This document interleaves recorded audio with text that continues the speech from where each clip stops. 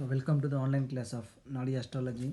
The previous class we saw combinations like the 159, 37, 11, 2, 12, and in this class we'll see some important rules in Briganandi Nadi, and then we'll get on to the more and more combinations and what results as such. Now we'll see a sample rule.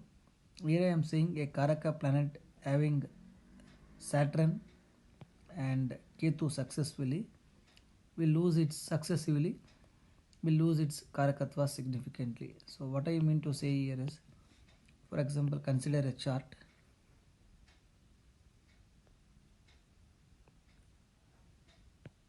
So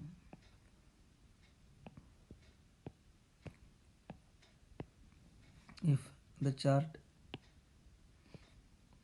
Venus is here and Ketu is here and Saturn is here, and let us think this is a male chart. So here Venus represents the Saturn and Ketu. Okay, so Venus is touching successively Saturn and Ketu, right? So then we can say this person is going to have late marriage or two marriage or separation. So like that, the karakas represented by Venus will be diminished or it will be lost significantly when it touches both Saturn and Ketu. So this holds good even for other planet. For example, any other planet, if Moon is touching Saturn and Ketu, then the Karakatvas of Moon will be significantly affected. So it is not good for a planet to have successively touching both Saturn and Ketu simultaneously. So this is one rule. Then we'll go to the second rule. Okay, when there are more than one planet combined, how the planet will give the result. So we see Jupiter plus Saturn, Jupiter plus Venus, Jupiter plus Mercury, what results it will give. But now we have to see in more than two planets are there, how the result will be given. For example, let us take Saturn at 8 degrees and Mercury 13 degrees and Moon some 16 degrees and Jupiter some 18 degrees. Now if we want to analyze the job of this person, then we will first arrange the planets as per the degree wise. Saturn plus Mercury plus Moon plus Jupiter. Why? Because these are the planets in 1, 5 and 9. Now if you see this Saturn is first touching Mercury. After that only it is going touching Moon and Jupiter. So Saturn's effect on Mercury will be more prominent. Okay, so this becomes the primary karaka. So we can say this person is going to have job related to Mercury karakas. So there are n number of karakas as in today's world. So some things what we can say is about Mercury is bookshop or communication, or it can be related to what is that information or the communication, it's one and the same, and many other things, right?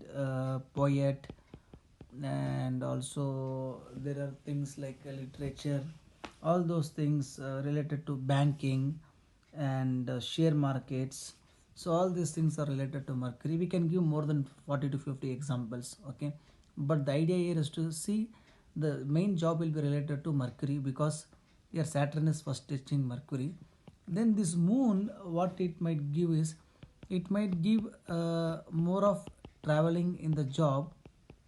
Okay, or his job will not be a permanent one. He might be keep shifting from one job to another job, because Moon also indicates that fickleness in the job. So like that, that aspect of moon might be there in the job related to Mercury. Now Jupiter shows respect, right? So this guy, wherever he goes and works, either for a short time or long time, okay, but he will have that respect in his job. He will be respected by people because Jupiter represents the respect. So what I'm trying to say here is Saturn, the karma karaka, is first touching the Mercury. That will be the primary significator of the job, okay, because it is touching Mercury first. Then the other aspects of the remaining planets will play the supporting role to the main karaka, okay. Sometimes due to exchange or due to progression, results can vary. That of course we'll be seeing in the charts coming further, but as of now, if you remember this much, that is more than sufficient. So in the next class we'll discuss regarding something known as Rahu Ketu midpoint and Rahu Ketu axis. So this plays a very important role in separation and misunderstandings and going away from family or overseas. Rahu Ketu axis plays an important role, and we will also take the Rahu Ketu midpoint, which will give a more accurate picture, right? Because sometimes the Rahu Ketu axis appears same for all the people born in the same week, or maybe in 2 3 days doesn't change that.